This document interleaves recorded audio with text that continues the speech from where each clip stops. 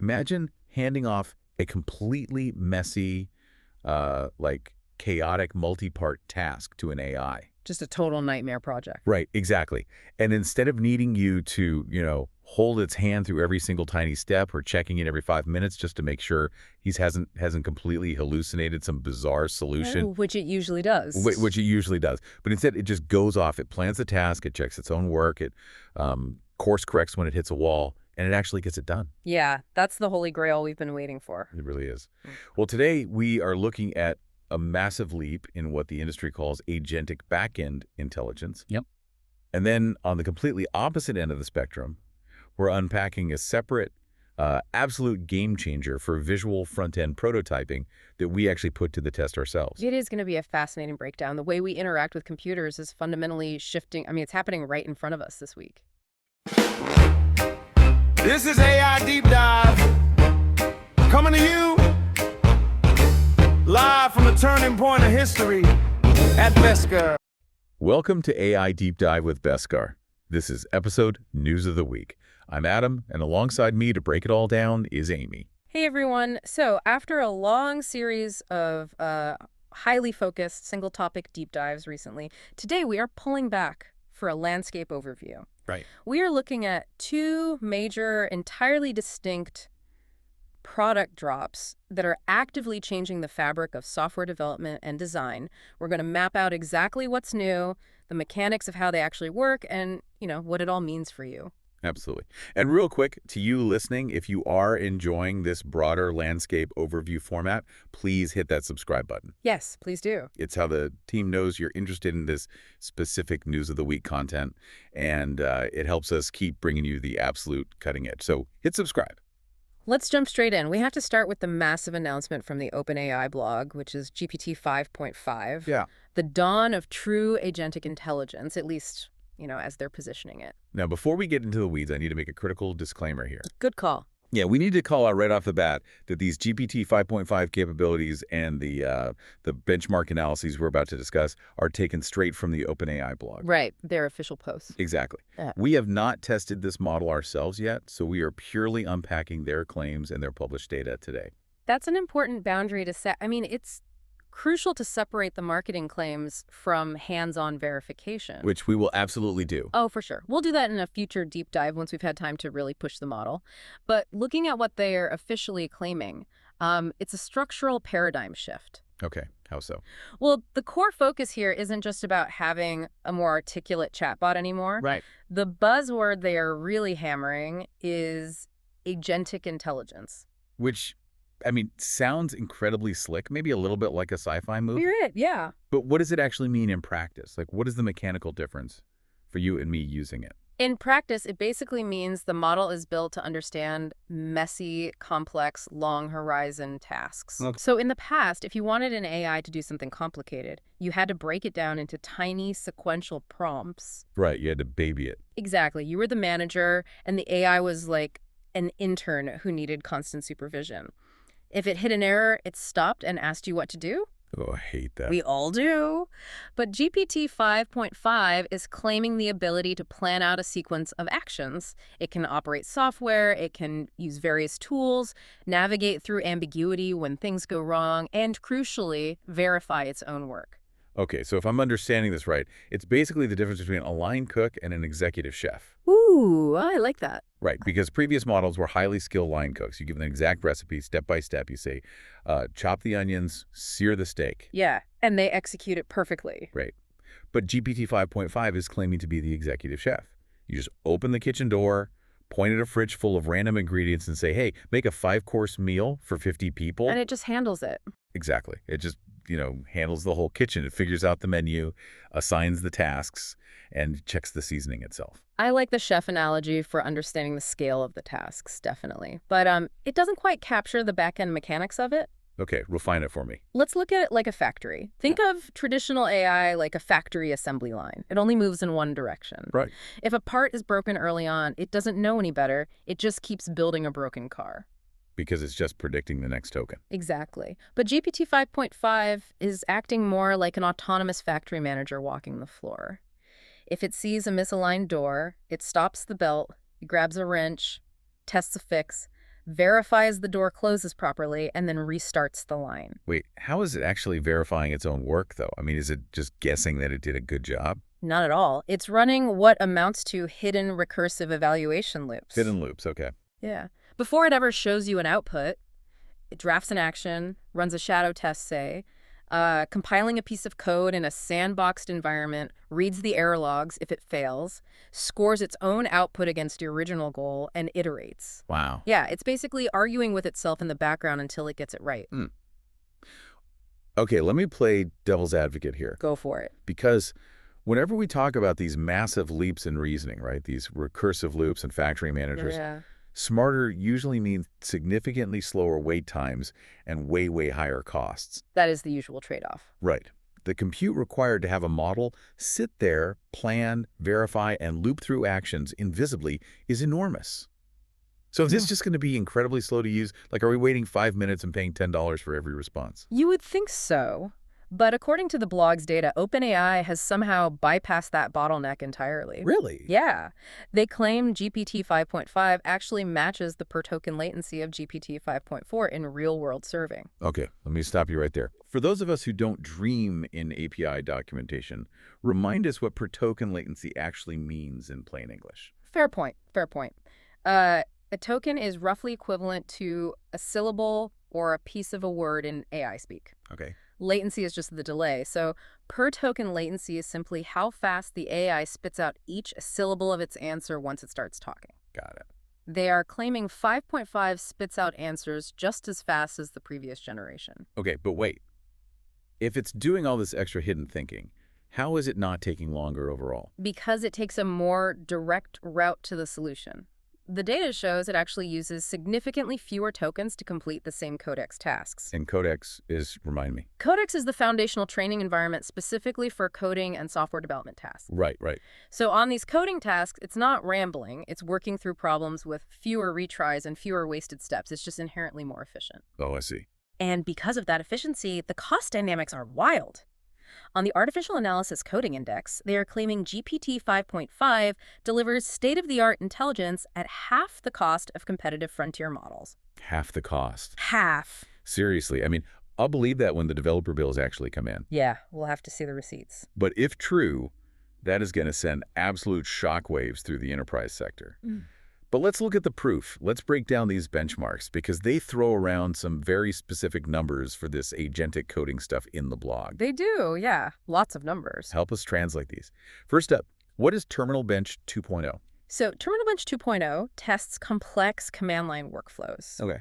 This is the really nitty-gritty stuff developers do in the terminal, like moving files, configuring server environments, running scripts. It's stuff that usually breaks everything. Exactly. It requires planning, iteration, and coordinating entirely different command line tools. GPT 5.5 achieved an 82.7% accuracy on this. That is genuinely terrifying and impressive at the same time. It is. The command line is notoriously unforgiving. I mean, I remember once putting a space in the wrong spot in a terminal command and accidentally wiping half my hard drive. Oh, no. We've all been there. It's the worst. If an AI can navigate that environment with over 80% accuracy without blowing up the server, that's a massive leap in spatial and contextual awareness. It really is. But the one that has the industry actually talking is SW Bench Pro. Okay, what's that one? This evaluates an AI's ability to resolve real-world GitHub issues. Real world, not just test environments. Exactly. So it's not a toy problem made up for a test. It's a real bug that a real human reported in a major open source software project. Wow. And GPT 5.5 reached 58.6% on this. Now, to a listener, 58.6% might sound like an F on a high school math test. Right. Doesn't sound great out of context. But in the context of SW Bench Pro, walk us through why that number is actually kind of insane. Think about what resolving a GitHub issue actually requires from a developer. You don't just go in and write a line of code. You have to read a sprawling code base written by dozens of different people, track down where a variable is misfiring across maybe 5 different files. Which is a nightmare. A total nightmare. Then write a fix that doesn't break anything else, and then run the test suite. Doing that end-to-end in a single pass on over half of the complex bugs thrown at it. Yeah. That is bordering on mid-level engineering autonomy. Wow. That really puts it in perspective. And they mentioned an internal evaluation too, right? Expert SWE. Yeah, Expert SWE. That's OpenAI's internal benchmark for what they call long horizon coding tasks. Okay. These are tasks that have a median estimated human completion time of 20 hours. 20 hours. That's 2.5 full work days for a senior engineer just sitting there wrestling with architecture. And they claim GPT 5.5 reliably outperforms previous models on these marathon tasks. Unbelievable. It's holding context across massive systems and successfully carrying changes through an entire code base without losing the plot halfway through. Okay, with capabilities that advance, safety obviously becomes a glaring question. Definitely. A model that can autonomously navigate a terminal and rewrite entire code bases is, well, let's just say I wouldn't leave my laptop open around it. How are they handling the rollout? Well, they've emphasized that this is releasing with their strongest set of safeguards to date. Okay, good. Before this launch, they worked with both internal and external red teamers. They specifically focused targeted testing on advanced cybersecurity and biology capabilities. Making sure it can't build a virus, basically. Basically, making sure it can't be used to automate malware creation or dangerous compound synthesis. Right.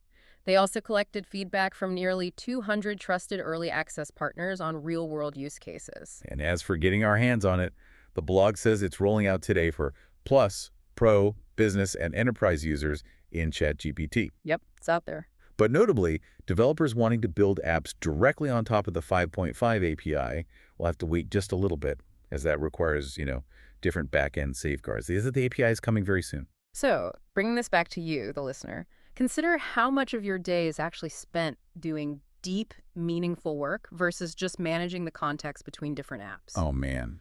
Way too much.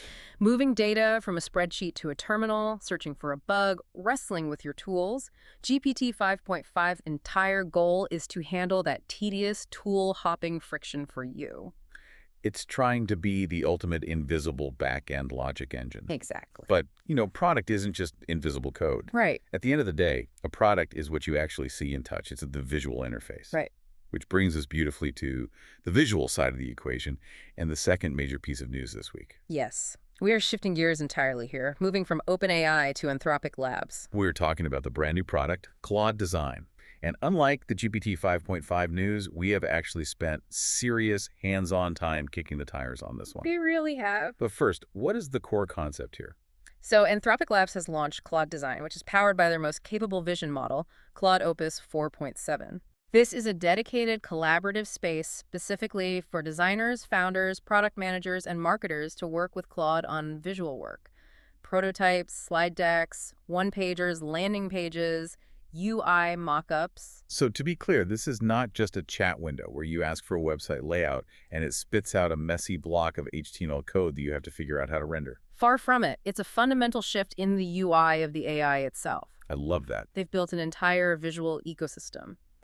Let's look at the mechanics of the key features. First is the built-in brand feature. Okay, what's that?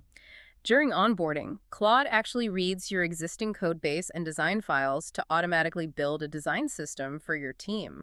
Wait, how does it do that? Is it just guessing based on a screenshot or something? No, it's actually parsing the underlying structure. It reads your CSS root variables, it scrapes your component libraries, it analyzes live DOM elements on your staging sites, and it essentially reverse engineers a unified design token file. That is wild. Right. So every prototype it makes uses your exact hex codes, your typography, your specific corner radius rules for buttons. Everything stays relentlessly on brand. That eliminates the biggest headache right there. Yes. Keeping things on brand is so hard with AI. Exactly. Then there's the import-export capability. I was reading about this. You can start from a text prompt, sure, but you can also upload docx files, Excel sheets, or use a web capture tool to literally grab elements straight off a live website. Yep.